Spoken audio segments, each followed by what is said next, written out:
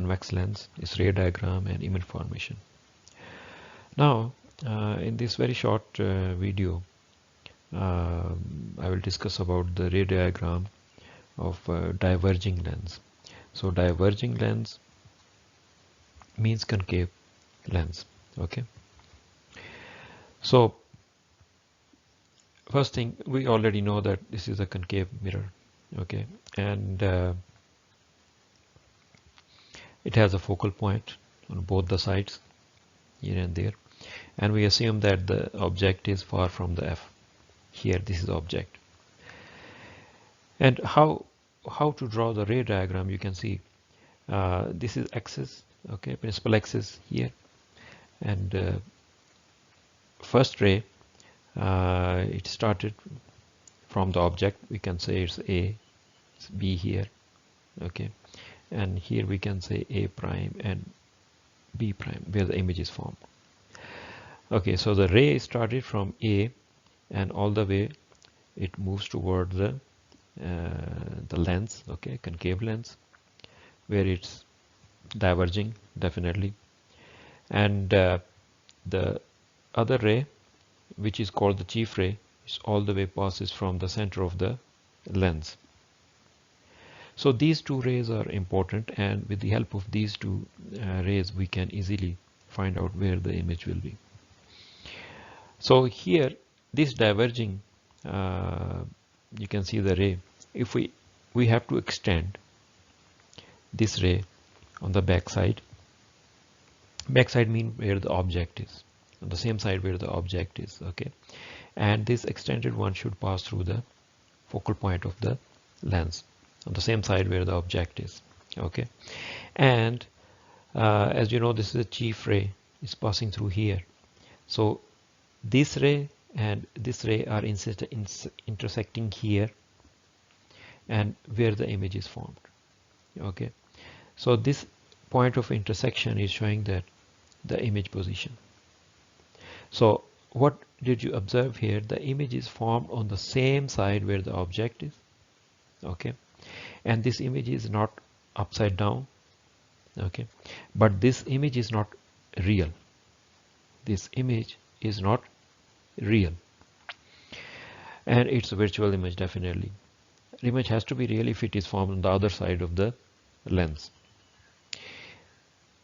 So like we can also draw like this here. This is your lens, okay, this is your object here, one ray all the way, other the chief ray from here. This is, I'm saying, this focal point here, on this side is F, and this diverging ray is extended, pass through the F, and where these are two rays are extending, and this is where the image is formed.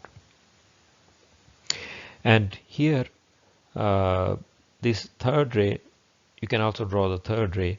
It's supposed to pass through the same point. If we extend on the back side mean where the object is. So all these three rays are intersecting at the point A prime where the image is formed. So in the next slide, what do you see here? This is also image formed by the concave lens. The rays are coming parallel to the principal axis. Okay, and this is a focal point here. You can say here is a focal point as well. So rays are coming parallel to the principal axis. So if these rays are coming parallel to the principal axis, and here this is the point of divergence, so the rays are diverging here, okay, it's not focusing on the other side, as you know that it happens in case of a convex lens. So if we extend these rays on the back mean where the object is lying, so it should pass through the focal point F, okay, so it passed through and it passed through the focal point, this one and this one. So where will there will be the point where the image will be formed, and that will the image will also be virtual image, okay, it will not be real. image at all. So rays are coming parallel to the principal axis, okay, diverging, and these diverging rays are extended on the side where the object is, and both these rays are intersecting at the point F, so where the image is formed. And this is one of the rule, as you know, that this diverging ray should be extended on the back side and it should pass through the focal point F. So on this slide, the things are same, which I have already explained in my first slide, that object here and image is forming here. Okay, this is your principal ray, this is your diverging ray, which is extended on the side where the image is lying, and wherever they are intersecting we find the image, and that image is not real, this is a virtual image, and it form on the same side where the object is. Okay, and this is not upside down as well. Okay, it's erect image. So we have already discussed the sign convention, but some points which are necessary for the students to know, that whenever they want to solve the problem related to these convex and concave lenses.